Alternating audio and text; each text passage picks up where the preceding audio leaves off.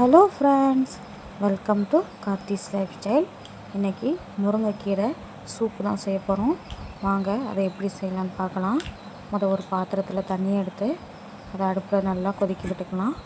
கொதிச்சதுக்கப்புறமா அலசி வச்ச முருங்கைக்கீரை, குட்டி குட்டியாக கட் பண்ண வெங்காயம், நல்ல மிளகு, சோம்பு, சின்ன சீரகம் மூணுத்தையும் மிக்சியில் போட்டு அரைச்சி அதையும் சேர்த்துருக்கேன். ரொம்ப சூப்பராகவே இருக்கும். தேவையான அளவு உப்பு, தேவையான அளவு மஞ்சள்தூள், கொஞ்சமாக இருதய விலாஸ் கறி மசாலா தூள் சேர்த்துருக்குறேன். கொஞ்சமாக தான் சேர்த்துருக்குறேன். நல்லா கொதிச்சிட்ருக்கு. ரொம்ப ஹெல்த்தியும் கூட இந்த முருங்கைக்கீரை சூப்பு. நீங்களும் ஒரு டைம் செஞ்சுட்டு எப்படி இருக்குன்னு கமெண்ட் பண்ணுங்கள்.